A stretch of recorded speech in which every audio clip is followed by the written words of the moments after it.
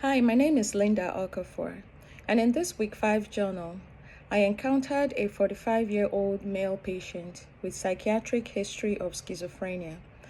However, he was diagnosed with Capgras syndrome, a condition I had never previously encountered. Capgras syndrome is a delusional misidentification syndrome where the patient believes that a close family member or friend has been replaced by an identical impostor.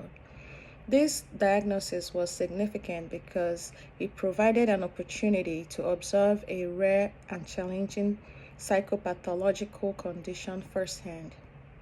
This case deepened my understanding of the complexity and scope of the psychiatric mental health nurse practitioner role. It is crucial to recognize and diagnose not only common psychiatric disorders but also rare conditions like Capgras syndrome. The case highlighted the importance of thorough assessment, considering differential diagnosis, and the need for comprehensive treatment plans that address both the psychiatric symptoms and the underlying neurological or medical condition that may contribute to such delusions. The interaction with this patient emphasized the importance of building a strong therapeutic alliance, especially when dealing with a delusional disorder. The patient's belief that his wife was an impostor caused significant distress and relationship strain. By approaching the patient with empathy, patience, and non-judgmental support, I was able to establish a trusting relationship. This rapport was crucial in engaging the patient in treatment and discussing potential therapeutic interventions. Strengths. My ability to empathize with the patient's distress allowed me to connect with him on a deeper level, fostering trust and openness. Dealing with delusional patients requires a great deal of patience, especially when their beliefs are deeply entrenched. My limited experience with rare psychiatric conditions posed a challenge. I had to quickly research and consult with my preceptor to ensure an accurate diagnosis and appropriate treatment plan.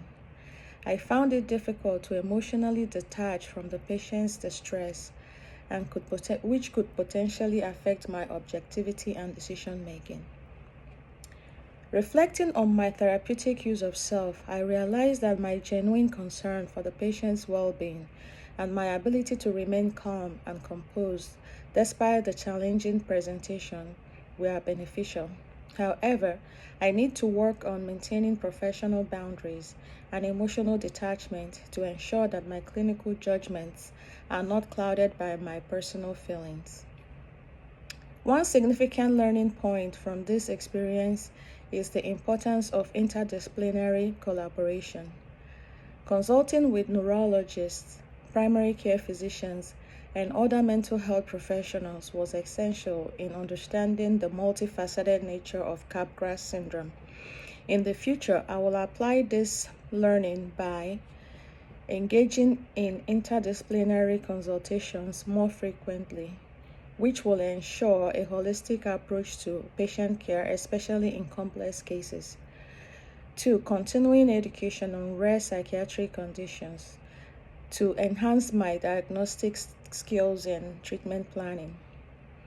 And last, practicing self-care and seeking supervision to manage emotional impact of working with patients with severe psychopathology. I will prioritize self-care and seek supervision when needed.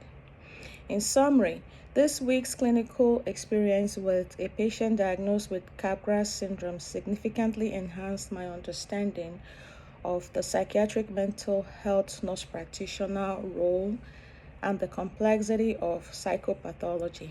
Thank you very much.